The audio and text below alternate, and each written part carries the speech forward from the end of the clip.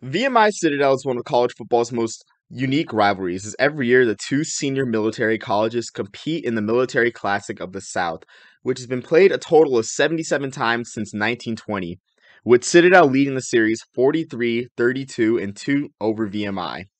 The two premier military institutions of the South compete for the Silver Shako Trophy, which signifies the military dress headgear worn by cadets at the Citadel and cadets at VMI. The Citadel Bulldogs and VMI Keydets may have a combined 4-16 record heading into this Saturday's game, but you can expect tensions to be high this weekend. All but one of those meetings was on a Saturday, but in one year in the 1980s, a cable network took a chance and made the Military Classic of the South their showcase Thursday night game. Today, I will tell the story of that once-in-a-lifetime night. But before we start, I ask that you like and subscribe to the channel, as it helps us so much with podcasts, interviews, you name it on this channel. To start, I need to provide some context on the college football broadcasting landscape at the time.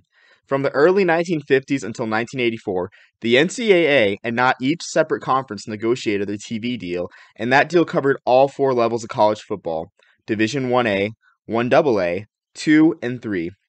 From the 1950s until 1982, NBC, CBS, and ABC all alternated as the sole broadcaster of college football. In 1982, the NCAA had two network broadcasters for the first time when CBS joined ABC in the college football broadcast deal. Additionally, TBS joined the fold as a third partner and only cable network partner. Under the deal, TBS would have rights to 19 games in 1982 and 19 games in 1983, consisting of 14 Saturday night games, 4 Thursday night games, and 1 Sunday night game per year. However, TBS was restricted in who they could broadcast, as they could not televise a team that appeared on national TV in 1981 and could only broadcast 4 schools that appeared on regional TV twice in 1981. With these restrictions, TBS was getting the scraps in the college football television race. Enter Citadel and VMI. On September 1st, 1983, the schools announced they moved their October 8th meeting to 2 days before, on Thursday, October 6th, to allow TBS to broadcast the game in front of a national television audience. Aside from military tradition, the matchup was not the most attractive, as both schools went 5-6 the year before. However, TBS had strong ties to both schools, as Bobby Thalman, TBS's regional station manager, was the son of Bob Thalman, head coach of VMI, and Ted Turner's own son was a Citadel cadet at the time. TBS even aired a 3-minute halftime segment looking at a day in the life of a VMI cadet. Both schools also got a hefty payout for their TV appearance.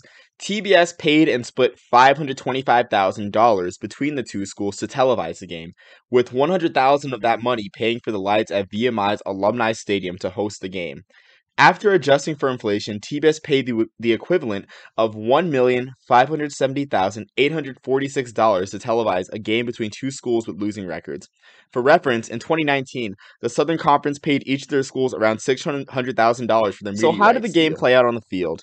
To start, Citadel came in with a 1-3 record, with their only win coming against an NAIA school, while VMI was 0-4 and only scored 14 points all year, while being shut out in 4 straight games.